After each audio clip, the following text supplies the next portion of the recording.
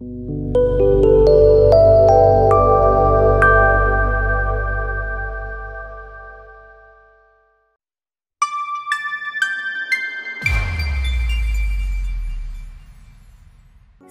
Venture স্টেশনে আপনাকে স্বাগত।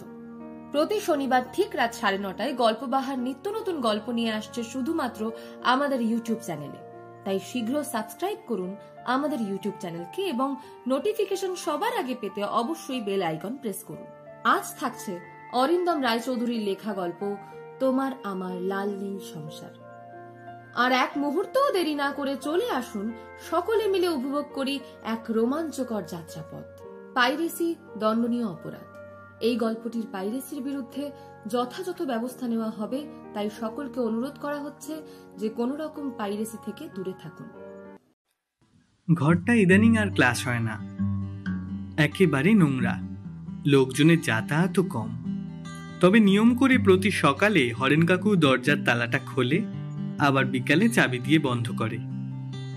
মৈনাক দিয়ার হাত ধরে ঘরে এসেই ঢুকলো। দুজনেই বৃষ্টির জলে একেবারে কাক ভেজা হয়ে আছে। দিয়া বিড়বিড় করেই চলেছে, মায়ের কাছে এবারে কি বকুনি না খেতে হবে। একবার কটমট করে মৈনাকের দিকে চাইলো, জোরে, খুব জোরে চেঁচালো, এইভাবে আমাকে ভেজানোর কোনো মানে হয়? দেখ তোর কি হাল করি। পরের দিনই মহালয়া।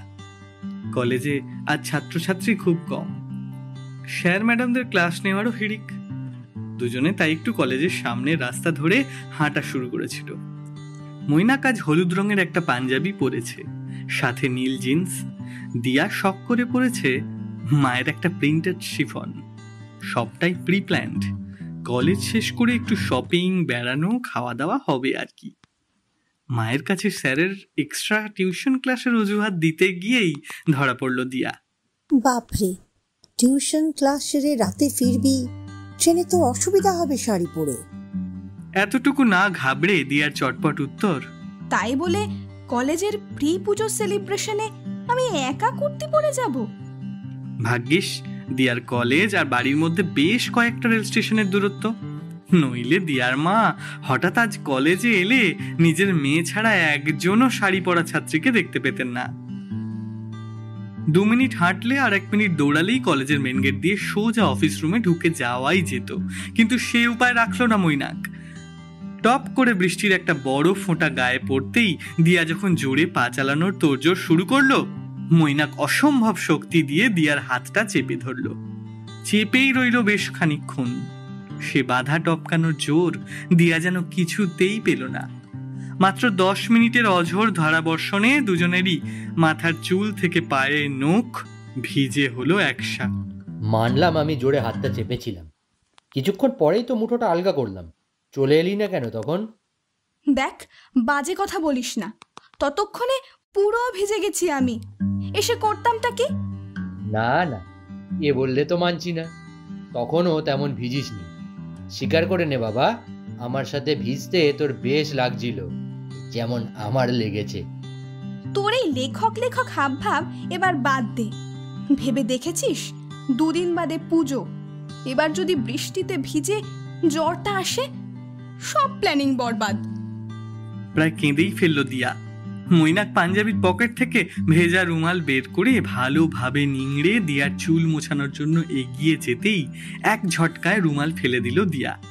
নিজের শাড়ির আঁচল সামান্য জল ঝরিয়ে খোলা চুলে বোলাতে লাগলো।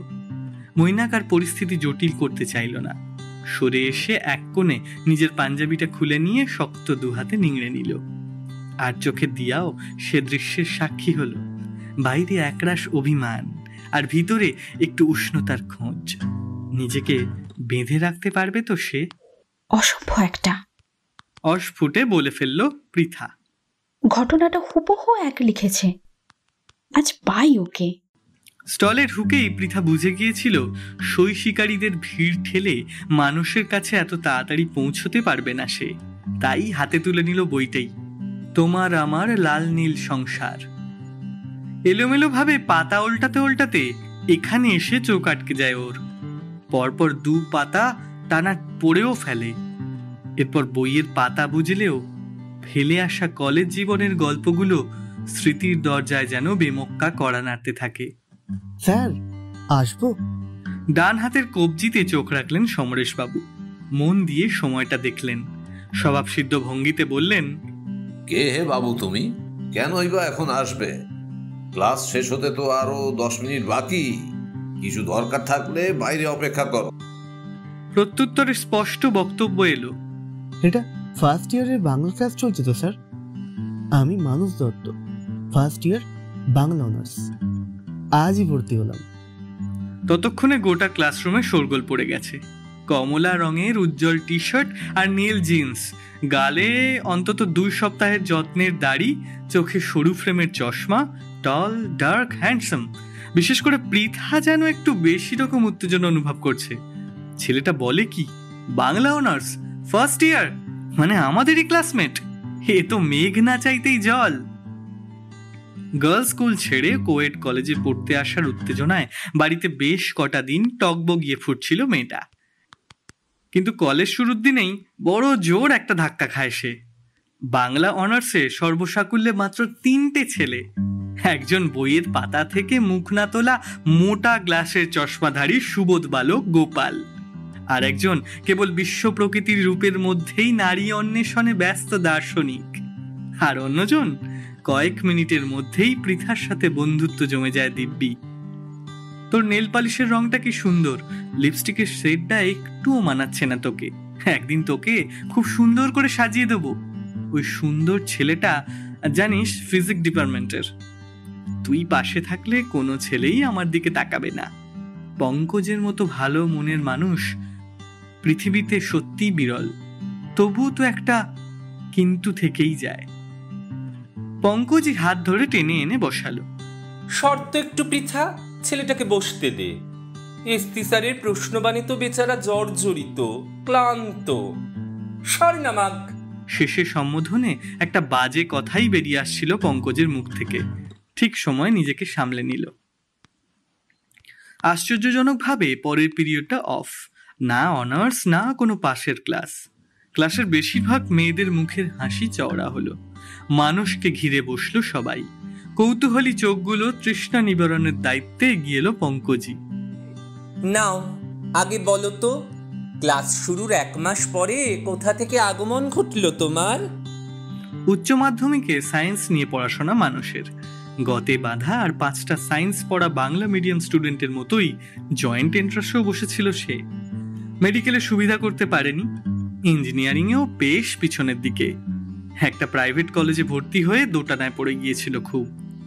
সাহিত্যের প্রতি আকর্ষণটা বেড়েই চলেছিল ক্রমশ। শেষমেশ ক্ষতবিক্ষত মনকে প্রলেপ দিতে সোজা বাংলা অনার্সে। ভাগ্যিস চুপি চুপি ফর্ম ফিল আপ করে রেখেছিল। ততক্ষণে সবার সাথে পঙ্কজ মানুষের আলাপ করিয়ে দিয়েছে। তুমির পর্ব পেরিয়ে তুইতেও পৌঁছে গেছে। সোমা নোটসের খাতা এগিয়ে দিয়ে বলল, এই নে, এগুলো জেরক্স করে নে, পড়া অনেকটা এগিয়ে গেছে। পারমিতা শুরু করলো স্যার ম্যাডামদের বর্ণনা দেওয়া। জেবি ম্যামের ক্লাসে ভুল করেও জল খাওয়ার পারমিশন চাইবি না, ভীষণ খচে যায়। সুর কাটলো পৃথার গম্ভীর স্বর। এই কাজের কাজটা কর আগে। এই শোন মানুষ, টিচার্স ডে সেলিব্রেশনের জন্য কাল 50 টাকা আনবি। আর গান কবিতা কিছু পারিস? পারফর্ম করবি? কালকের জন্য আর অপেক্ষা করেনি মানুষ। করকরে একটা 50 টাকার নোট পৃথার হাতে ধরিয়ে দিয়ে বলল, কি প্ল্যান করছিস অনুষ্ঠানের? আমার কিন্তু একটা দারুণ আইডিয়া আছে। মানুষকে ছেঁকে ধরল মেয়েরা। পৃথা কেবল বজায় রাখলো খানিক দূরত্ব। পঙ্কজ কাছে গিয়ে বলল, কি হয়েছে রে তোর এত দূরে দূরে? কি হয়েছে তা কি করে বোঝাবে পৃথা? মনের মধ্যে যে তোলপাড় চলছে তার খবর কাকে দেবে? গায়ে পড়া সঙ্গীতা যখন ভিড়ের সুযোগে মানুষের প্রায় কাঁধে মাথা রাখলো, তখন পৃথার ভিতরটা দাউ দাউ করে জ্বলে উঠল। কত কষ্ট করে সে নিজেকে সামলাচ্ছে। সবচেয়ে বেশি রাগ হচ্ছে মানুষের ওপর। একটু বিশেষ নজর প্রাপ্য নয় কি পৃথার? অবসাদ ভীষণ দ্রুতগামী। কি তাড়াতাড়ি পৃথার মনকে গ্রাস করতে শুরু করলো। অমন ছটফটে মেয়ে দুদিনেই শান্ত। পঙ্কজের সাথে পর্যন্ত তেমন ভাবে কথা বলে না। ক্লাসে সব সময় উদাসীন। এমনকি মাঝে একদিন বিনা কারণে কলেজও ডুব মারল। একটু স্বস্তির পথ কিভাবে খুঁজে পাবে পৃথা? এদিকে কলেজে বাংলা ডিপার্টমেন্টের রিহার্সাল জোর কদমে। মানুষের প্ল্যান অনুযায়ী টিচার্স ডে সেলিব্রেশন হতে চলেছে। মানুষ নিজে লিখেছে একটা ছোট নাটক, কলেজ জীবনেরই গল্প। রাজনীতি আছে, আছে বন্ধুত্ব, আর আছে একটা মিষ্টি প্রেম। মোটামুটি কাস্টিং শেষ করে স্ক্রিপ্ট রিডিং চলছে এখন, রোজই ক্লাসের শেষে, সবটাই মানুষের নির্দেশে। সিনিয়র দাদা দিদিরাও মানুষ বলতে এখন অজ্ঞান। বাদ যাননি স্যার ম্যামরাও, তারাও ফাঁকে ফাঁকে উঁকি মারছেন রিহার্সাল রুমে।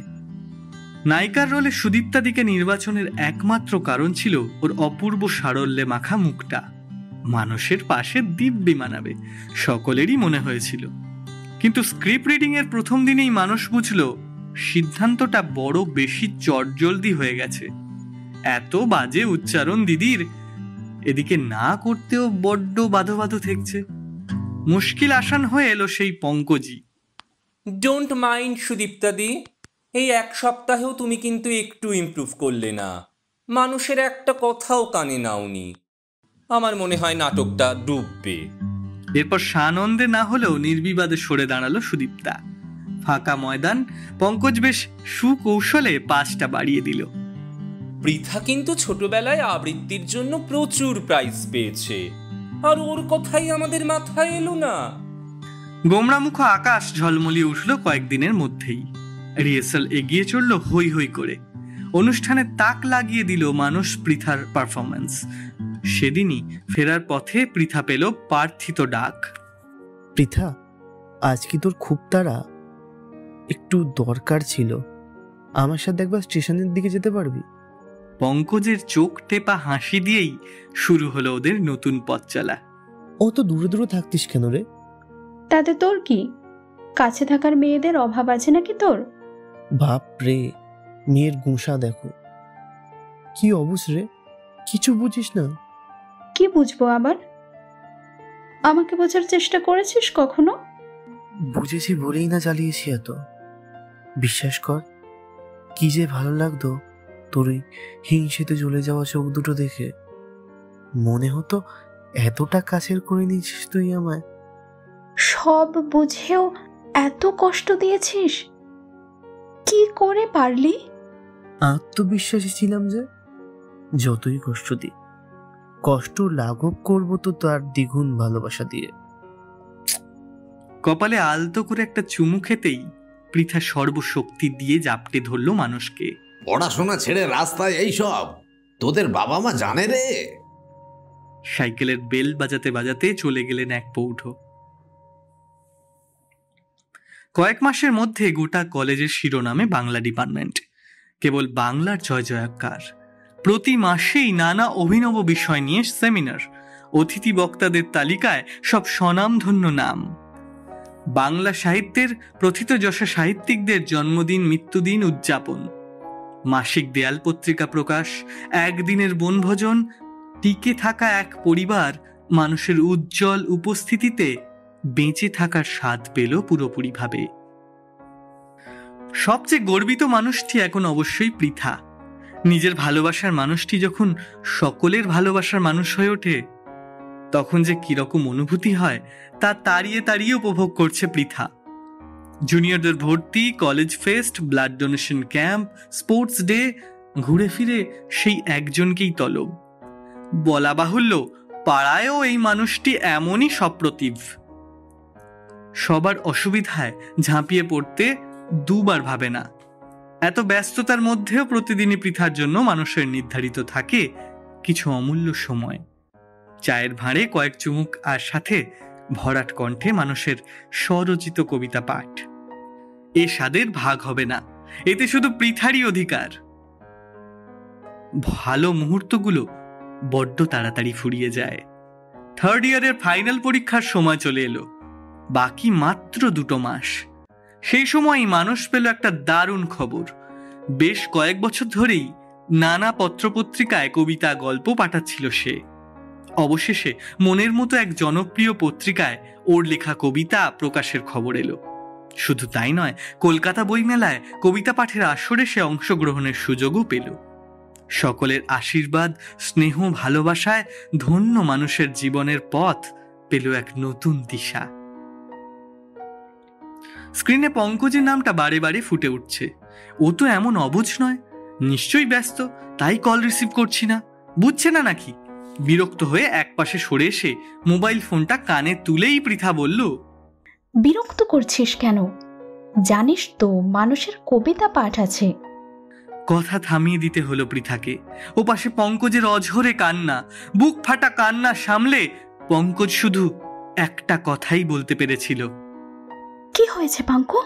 বল বল আমায়। মার নেই রে। আকাশ ভেঙে পড়ল পৃথার মাথায়। এ কি শুনছি? পাঙ্কুর মা মানে কাকিমা আর নেই। স্বামীকে কত কম বয়সে হারিয়েছিলেন, কত কঠিন সংগ্রাম করে পাঙ্কুকে বড় করেছেন। সোমাকে কল করে ডিটেলসটা পেল পৃথা। সন্ধে দেওয়ার সময় প্রদীপের আগুন লেগে কিছু করার অবস্থায় ছিল না। নিজেকে কোনো রকমে সামলে ফের অনুষ্ঠান মঞ্চের সামনে চেয়ারে এসে বসল পৃথা। মানুষের কবিতা পাঠ প্রায় শেষের দিকে। ওদিকে কোনো মনই নেই পৃথার, কেবল চোখের সামনে ভেসে উঠছে কাকিমার হাসি মাখা মুখ। কলেজ থেকে এলি তোরা, নে বস, একটু লুচি ভাজি, ওবেলার আলুর দম রাখা রয়েছে, না খেয়ে কেউ কিন্তু কোথাও নড়বি না। কেমন লাগলো রে? ধেরিয়েছি না? তোর মুখটা এমন থমথমে লাগছে কেন? আমার কবিতা পাঠের সময় ফোনটা ধরতে হলো তোকে? পঙ্কজ করেছিল? কিছু হয়েছে?